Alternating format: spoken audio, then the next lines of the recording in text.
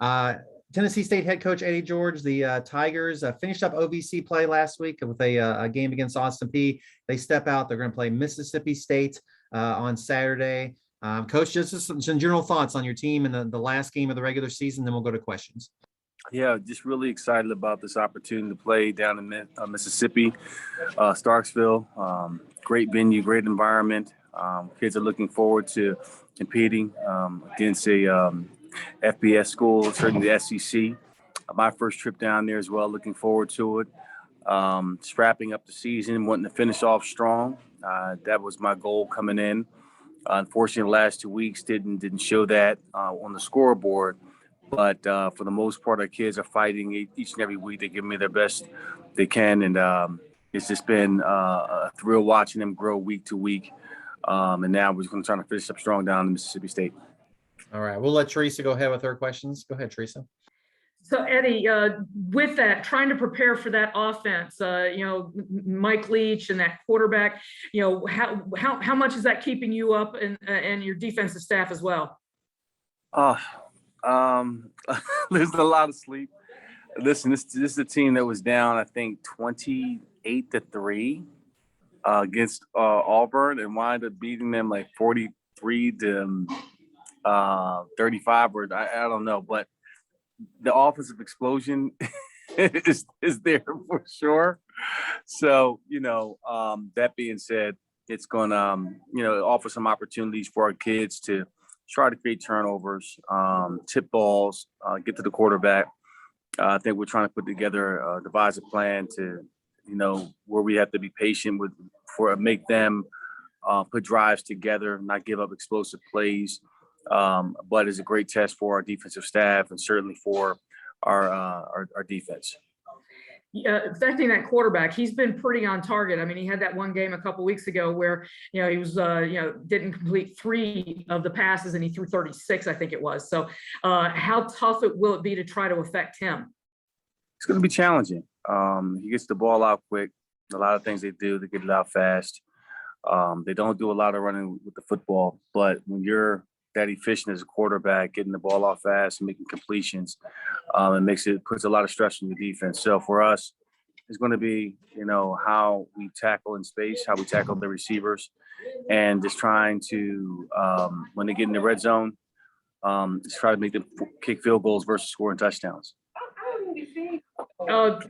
Your quarterback, how do you like the way your offense and he and your quarterback have developed over these, this season, particularly over the challenge of the last couple of weeks? Yeah, well, I think we're still growing in that capacity. Still not efficient enough in the run game where I would like to be. That's something that we're going to really harp on this off season. But given the amount of time that we had,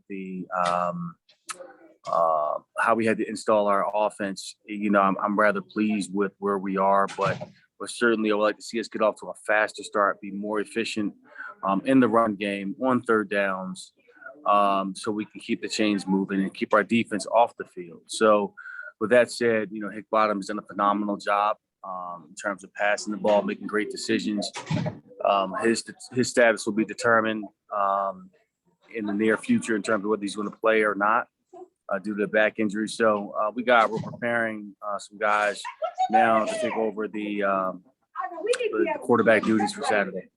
Okay. Eddie, as much as Mississippi State has your focus for Saturday, in the back of your head, maybe getting ready to start the real work of an offseason that you didn't have, taking this job back in the spring, and what are some of the things that are maybe on your to-do list to, and to try to take the next step for this program? Well, Teresa, there is no off season. We jump right into what matters most. That's recruiting. Trying to identify where we're deficient in, the areas where we can improve, and that's across the board. Looking at some things from an operation standpoint of becoming a centralized operations, centralizing our operations from how we eat, how we prepare, how we work, how we meet, just really tighten those things up so we can be more efficient in that area. And there are going to be some changes just externally, just to help support, the program to get us in the right direction. So, I told our kids this. I don't know if you watched the Game of Thrones, but winter is coming. Winter is coming, and it's time to get busy. This is where we're going to rest up, heal up, reflect, and identify where we got to get better at, and attack it that way. You still have the one game left, but can you grade yourself for your first season, considering what a whirlwind it's been? I'm not into giving grades. I feel like I can always get better in so many different areas. It's my first time coaching. I mean, I have to find I guess where my barometer is, in terms of that. I don't necessarily look at the wins and losses. I look more toward the identity of the team, the character of the team. Are we, in fact, a selfless team? Have we become selfless? Have we become a team that is smarter? Is we want to be faster? That's kind of where I'm looking at the successes of this team moving forward. Have they all bought into what who we're becoming? And if I can see that, the wins will take care of itself. Are we on time? Are we taking care of our business, becoming better students? Are we becoming better students of the game? So, I'm excited about that. My brain just went dead. Sorry about that. Off the field, you mentioned the external things. Is there anything concrete that any additions or changes that you can foresee that are coming and for your program? Yeah, well, there's enhancement around the equipment staff that we're going to bring in, and that's just everything that's included with the Under Armour deal. Making sure that we have the right equipment on the field, just from an operations standpoint, how we travel, how we move, how the kids dress. Recruiting director, that is the core of our business. That's our core competence. It's recruiting, and we've got to be able to be the best recruiters on the planet, and finding the best talent that fits our system, that fits our culture. Moving forward. So finding and identifying someone specifically for that role. Yes, coaches can do it. I can do it. But to find that one guy that's all he's doing 24/7, identifying talent, assessing talent, and constantly massaging our roster will lead us to success. So those are really the only two right now. There is a third in terms of trying to put together a building where we have our offices, our meeting rooms, training room, weight room, equipment, all in one specific area. Right now, it's just all over the place, and we're losing time in transition. We're losing about an hour of transition time, which takes away an hour from our coaches teaching to our kids, us being more efficient in our training. Cutting down on time of how long we got to be on our feet. So that compounds over time. We're losing an hour of walking. So we're trying to take out unnecessary steps to become more efficient. I had the question there and I just lost it for a second. Sorry about that. Yeah.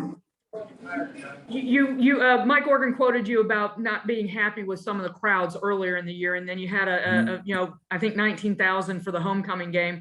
Hope maybe with a whole off season, get further away from the pandemic, that and people get to see what you all are doing with this program, that maybe that will improve moving forward. Well, the only way I can get people in the stands is to put a winning product on the field. That's it. I mean, of course, I was disappointed in the fact that we didn't have fans, but that's due to the lack of success.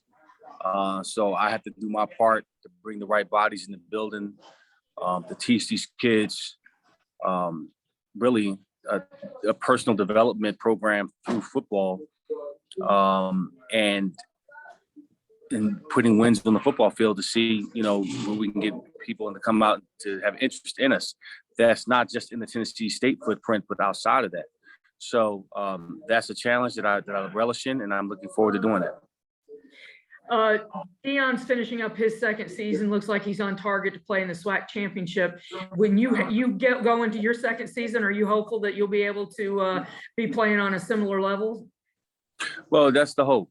Deion has done a masterful job of looking at his roster when he first got there, pruning out the liabilities across the board and adding in the pieces he felt like he needed to win a championship. And certainly watching them grow this year, they looked the part. So, that's the goal, is to become a champion, to win our conference, play in the playoffs, and to play for a national championship.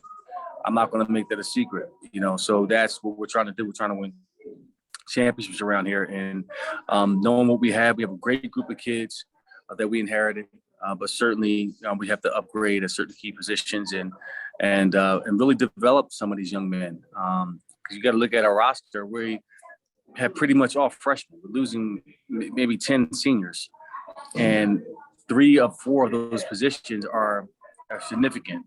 So it's not a lot that we're losing. So these kids have a lot of games under their belt in this calendar year, including the spring.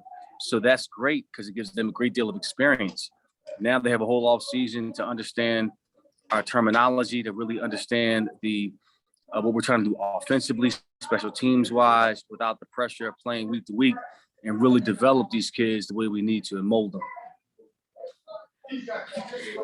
Eddie, that takes care of my questions. Thank you. And Teresa, good seeing you.